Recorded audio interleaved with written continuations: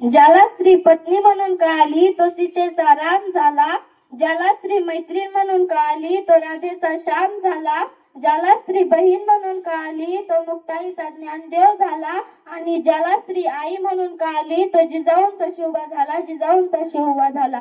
आजच्या कार्यक्रमाचे अध्यक्ष पूज्य गुरुजन वर्ग व उपस्थित माझ्या बंधू भगिनींनो, प्रत्येक महान व्यक्तीच्या जीवनात आणि यशात स्त्रियाचा सिंहाचा वाटा असतो. अशा या स्त्री शक्तीला माझा मानाचा मुजरा, मानाचा मुजरा. क्षण काळाची पत्नी व अनंत काळाची माता म्हणजे स्त्री. आई, बहीण, मुलगी, पत्नी असे अनेक नाती हळुवारपणे जोपासणारी व्यक्ती म्हणजे स्त्री.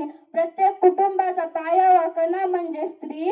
स्त्रीशिवाय कुटुंब नाही आणि कुटुंबाशिवाय समाज नाही. स्त्री आपले मूळ संस्कारशील अद्वितीय घडावे म्हणून जीवाचे रान करते. म्हणून साने गुरुजी व छत्रपती शिवाजी महाराजांसारखे असे अनेक महान व्यक्ती घडले. सरपंच पदापासून ते राष्ट्रपती पदापर्यंत देखील स्त्रीच आघाडीवर आहे. भारताची पहिली राष्ट्रपती देखील स्त्रीच होती. आज स्त्रियांचा गौरव केला जातो, पण तरी देखील त्यांच्या पुढे अनेक समस्या आहेत. स्त्री भ्रूण हत्या, लैंगिक अत्याचार, अंधश्रद्धा, जागतिक जुन्या चालीरीती इत्यादी.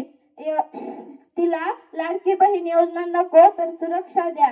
शेवटी एवढेच बोलेन की नारी घे तू काही अशी उंच भरारी, नारी घे तू काही अशी उंच भरारी, हे पाहत राहील तुझ्याकडे ही दुनिया सारी, ही दुनिया सारी. थँक्यू.